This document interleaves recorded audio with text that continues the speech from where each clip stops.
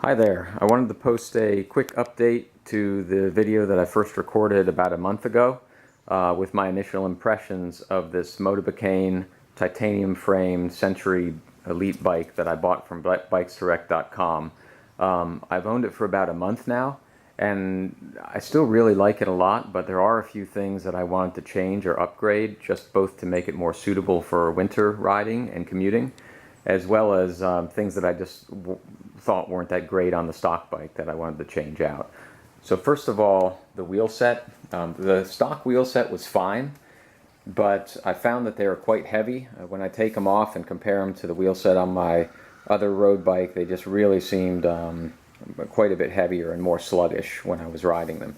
So I bought this set of Vuelta Corsa SLX disc wheels from Nashbar for about 250 bucks, and they've been great. They're definitely lighter. They're about a pound lighter for the wheel set.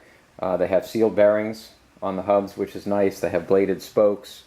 You can see that the aluminum rim is a nice black. They had really ugly stickers on them, red and gray and white stickers that I took off just to keep the stealth look of the overall bike.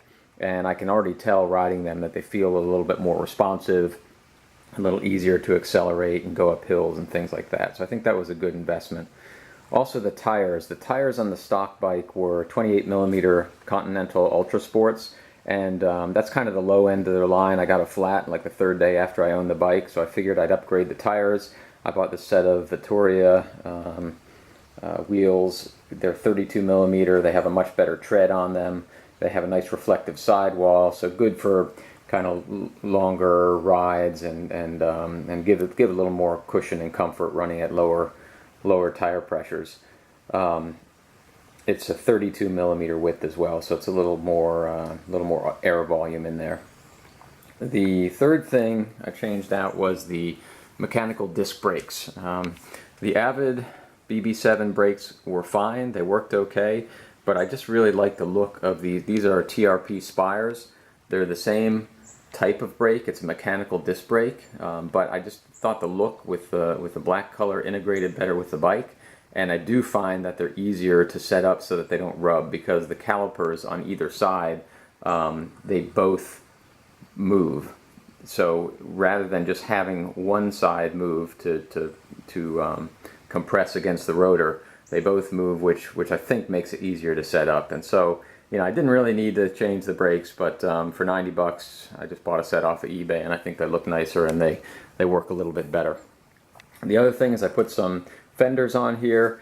The bike has plenty of clearance on the forks and on the frame for fenders, even if you have pretty big tires on here like I do now. And you know, for 30 bucks for a pair of SKS fenders, they're easy to set and put on. A little bit of customization just to get the rods at the right length, because the eyelet on the fork is a little higher than a normal eyelet, but it took me maybe half an hour to install these fenders, and they've kept me very dry so far. You can see that the rear fender is a full coverage from front to back, and they've been perfect. I've ridden a couple times in the rain. I find them really great. Some other things I've changed.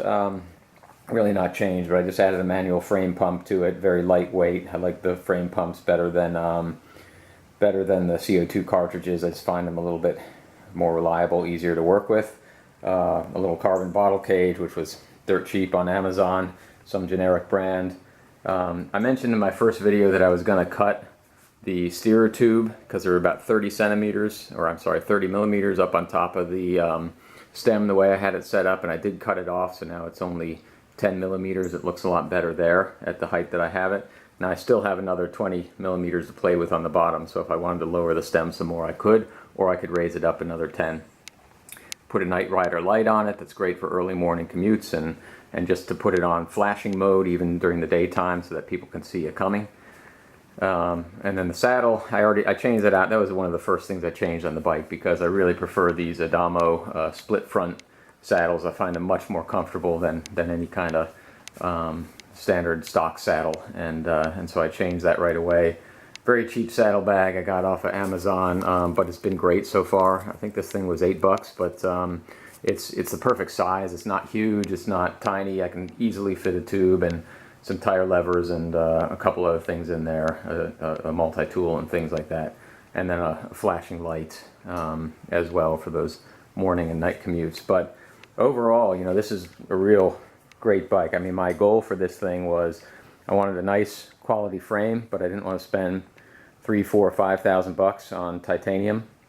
So Bikes Direct has a number of titanium frames that I wanted to try. I do think it's slightly heavier than one of the premium titanium brands, but I'm happy to make that trade-off for the much lower cost of the bike overall. But yeah, it's worked out perfectly, and I'm really enjoying riding it. It's comfortable, it's smooth over rough surfaces, and I look forward to riding it on some gravel and some other more challenging surfaces than I usually ride my road bike on.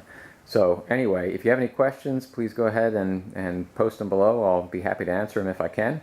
But overall, I had a great experience with Bikes Direct. I think these Motobecanes, although they're, you know, they have a lot of generic parts on them, but if you know what you're buying and you know the specs of the bike, I think it's still a really good value, as long as you're willing to make a few upgrades yourself, like I've done here or there, to really dial it in and make it the perfect bike for you.